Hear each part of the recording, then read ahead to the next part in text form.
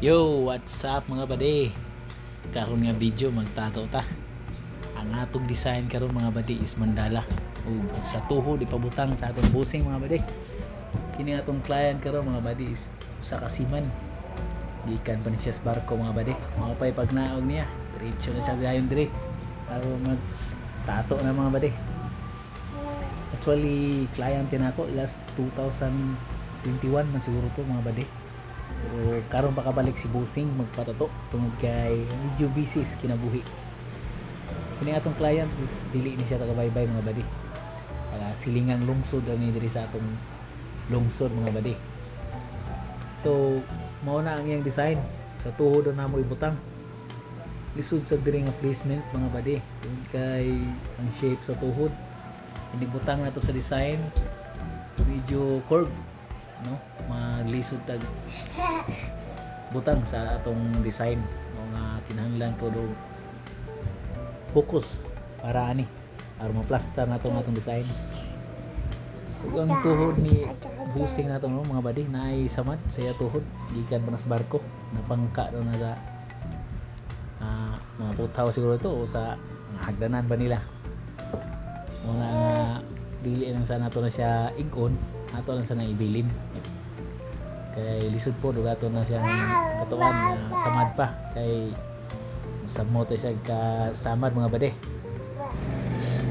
Ug pasensya rin no sa nay mabati inyo nga maglabay-labay yung mga sakyanan mga bade kay kini nga tong barong-barong diri taplin mo ni karsada gud nya naa say bata mag tingog-tingog kay mo na nga hong little princess mga bade di adri nagkugos-kugos mo na nga mabati gyud niya yang tingog gamay.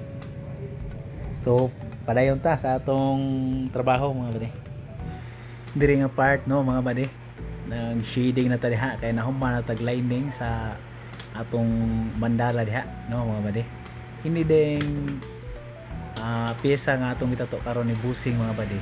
Is dako ni siya kay abot pa ni siya padung dito sa ugos sa iya tuhod. So wala ni namo siya nahuman og one session lang kay muli pa mas busing sa ila ay dili man ni siya taga baybay mga bade taga silingang lungsod man ni siya. So mao ra ni ang among nakaya sa first session mga bade upper part lang may makita nyo ang pakungus gamay wala na nato mga bade kay saman pa man na siya presko mo na siya dili ko na siya pwede nato tatuan.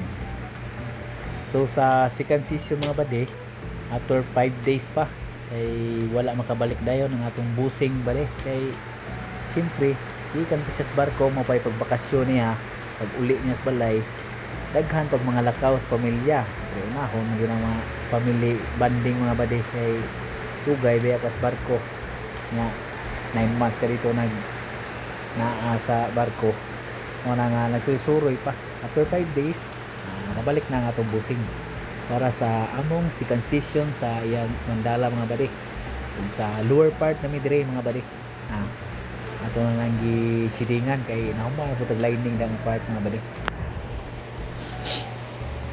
niya arita sa kinabuhi sa siman mga bade. Di po basta-basta ni ilang life no mga bade kay siyempre layo ka sa pamilya 9 months ka layo sa pamilya 9 to 8 months niya bakasyon mo 2 to 3 months sa sabay mo bakasyon di utra nga kini pong ilang trabaho is kung naas barko adlaw-adlaw gyud ka trabaho ay inig ka adlaw trabaho ka inig gabi tulog nya inig ka ugma trabaho na sad dili makaluling hayaw sama nang suroy ka plaza na kay diop mo ka og naa ba ni sila diop na mo pa siguro mga badi nang murunggo sila sa pantalan. So padayon ta diha no mga badi. Ato na siyang gisidingan karon mahuman ning atong pyesa mga badi. Lindot na tanawon. Ganahan na si busing maglakaw-lakaw ani o duwag basketball baka. Mo na yang ganahan diha niya ipabutang kay gusto daw siya naay makita diha. Nya kanang diha nga part lisod tatuan sa may mismo na yung tuway-tuway ba na sa tuhod kay kunot ang panit ining tato mga badi. Hindi siya paras nga sa upper part sa paa nga medyo hugot ang panit diha.